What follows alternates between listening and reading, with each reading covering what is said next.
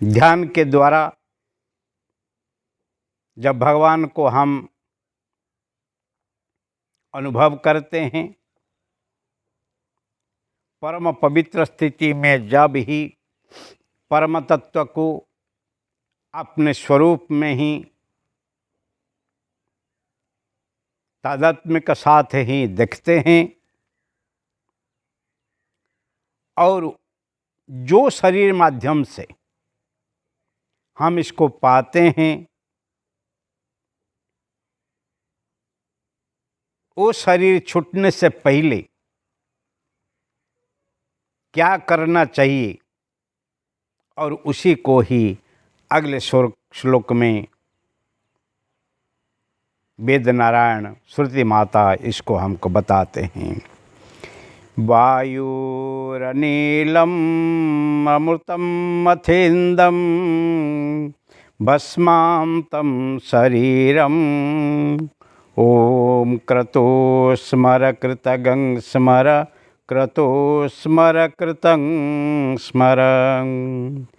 वायुरनीलम अमृतम मथेन्दम भस्मांतं शरीरम ओम क्रतो स्मर कृतगं स्मर क्रतो शर कृतं स्मर।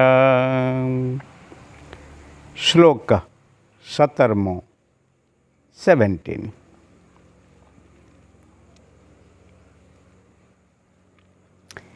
वायु अनीलम अमृतम अथ इदम भस्मांतं शरीरम।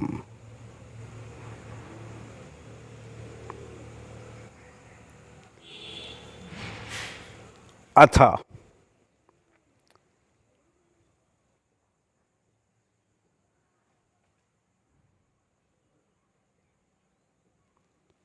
वायु अनीलम। अब क्या करना है? अब जब भस्मांतं शरीरम, जब मेरे प्राणवायु महाप्राण वायु के साथ लीन हो जाएगा, इदम शरीरम भस्मांतम, वो शरीर जब ही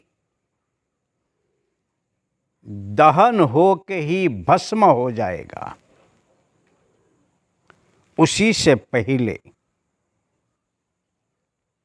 ओम क्रतो स्मर कृतं स्मर क्रतो स्मर कृतं स्मर। हे परमात्मा, मेरे कर्म को जानने वाला आप ही हैं, इसीलिए आप मुझे स्मरण करें, मुझे आप स्मरण करें, मुझे स्मरण करें।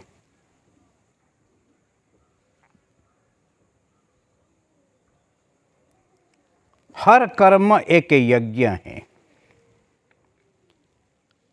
हर कर्म के पीछे कर्ता को ही कर्मफल मिलता है। इसलिए हमारा जीवन में जो कुछ हम किए हैं वो कर्म अमोघ फल को लेकर आता है।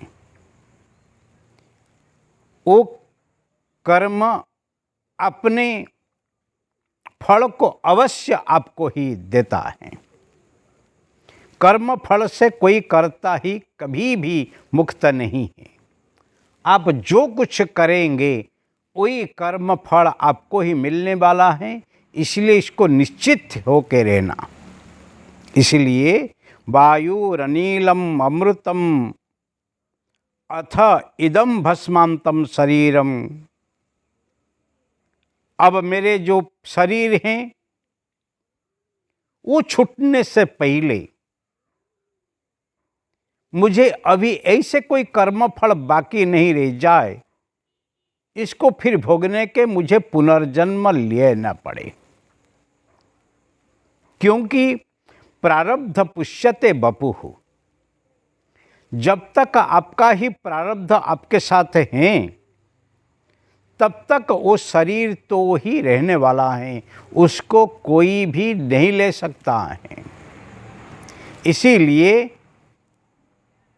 शरीर को हम जो लेकर आए हैं, इसलिए एक निश्चित समय के सीमा के तक लेकर आए हैं, और उसी के अंदर जो कर्म हम पूर्व जन्म से किए हुए हैं, वो कर्म फल को भोगने के ही जाना ही पड़ेगा। जब तक आप नहीं भोगेंगे तब तक आप नहीं जा पाएंगे। इसीलिए अपने जो प्रारब्ध जो हैं, वो प्रारब्ध को नाश करके आपको ही जाना है। इसलिए भगवान के पास से सबको प्रार्थना करना है, हे भगवान, अभी तो इसी जन्म में, मनुष्य जन्म में आके ही मेरी दुर्लभता, मेरी गारिमा, मेरी जो महिमा को मैं तो देख लिया हूँ, सुन लिया हूँ, पा लिया हूँ, परंतु अभी जो शरीर है और वो शरीर प्राण छोड़ने से पहले, वो शरीर भस्म होने से पहले मेरे जो कर्म को, सब कर्म को याद करके मुझे मेरा कर्म फल दे दो, उसको मैं भोगने के लिए तैयार हूँ, उसके मैं सहस्र स्वीकार करने के लिए तैयार हूँ। क्योंकि मेरे जो नीच योनि में कि पूर्व जन्म में जो कुछ कर्म में किया हूँ, आसक्ति से, ईर्ष्या से, द्वेषा से, लोभ से, मद से, माश्चर्य से, जो कुछ स्थिति में, जो मानसिक स्थिति में रहते हुए ही मैं कर्म किया हूँ, वो सब कर्म फल मुझे मिल जाए, ऐसे मुझे ही मंजूर है। इसीलिए सबको मैं सहन करके ही जाने के लिए तैयार हूँ। रामकृष्ण परमहंस महान तपस्वी, महान साधक, ऊंची कोटि के ही संत हैं। माता काली के गोद में खुद बैठते हैं। माता काली उनको आके भी बहुत दुलार करती थी। फिर जब आखिर स्थिति में उनको ही कैंसर हो जाता है, फिर भक्त लोग को पूछते हैं, हे ठाकुर, हे गुरुदेव, माता काली को कह के आपकी जो तकलीफ है, आपके जो दुख है, क्यों नहीं दूर करते हो? और सब सुनते ही रहते हैं। ठाकुर जी कहते हैं, ठाकुर जी कहते हैं, अरे ऐसे कोई माँ होती है कि संतान का दुख देखते ही बैठती है? माँ तो मुझे कब से कह दी हैं, ये मैं तेरे दुख को, तेरी जो तकलीफ को दूर करने के लिए तो तैयार हूँ, परंतु उसके लिए तुझे दूसरा जन्म ही लेना ही पड़ेगा, इसको भोग करने के लिए। इसीलिए मैं माता को कहा, हे माता, इसी जन्म में जो कुछ है मुझे सब भोगने के लिए तैयार हूँ, मैं प्रस्तुत हूँ, परंतु और जन्म लेने के लिए मैं प्रस्तुत नहीं हूँ, तैयार नहीं हूँ, मैं इसको कभी स्वीकार करने वाला नहीं हूँ। इसीलिए अभी मेरे प्रारब्ध को मैं नाश करता हूँ। इसीलिए पूर्व जन्म से जो कुछ आप कर्म फल लेकर आए हैं, परमात्मा को पाने के बाद भी भोगना पड़ता है, और उसको भोगने के लिए जो तैयार हो जाते हैं वो निष्काम स्थिति को पाते हैं, और वो निर्वाण स्थिति को पाते हैं। उनके लिए जन्म मृत्यु अभी नहीं है, वो ही मुक्त हो जाते हैं, क्योंकि अभी कोई वासना नहीं है, अभी कोई कर्म फल प्रेरित जन्म नहीं है। हाँ, हो आ सकते हैं इस धरती के ऊपर अपनी इच्छा के अनुसार लीला करने के लिए, परंतु उसका कोई कर्म बंधन उसको धक्का मार के और उसको भोगने के लिए पुनः जन्म दे नहीं सकता है, क्योंकि वो स्वयं ही अपने कर्म को ही नाश किया है और अपने कर्म फल को ही भोगने के लिए तैयार हैं। इसलिए इसको कहते हैं स्वस्वीकृति, स्वयं सिद्धि, स्वयं पवित्र। इसलिए उद्धरेत आत्मना आत्मनम। अपने आत्मा को, अपने जीवन को उद्धार करने के लिए आप ही खुद तैयार होने चाहिए। सबकी कृपा हो, जब तक आपकी कृपा नहीं हो तब तक आप ही कभी अपने भाग्य को नहीं बदल सकते हैं। इसलिए आप तब ही भाग्यशाली होंगे जब ही आप खुद अपने कर्म को, अपने जीवन को सुधारने के लिए तैयार होंगे। भाग्य ही अपने कर्म से बनता है, भाग्य ही अपने नसीब से नहीं है और प्रारब्ध से नहीं है, किसकी कृपा से नहीं है। भाग्य को बनाने के लिए ऐसे ही पात्र बनो, और आपके अंदर जब पात्रता आ जाती है तभी आपका भाग्य ही सुधर जाता है।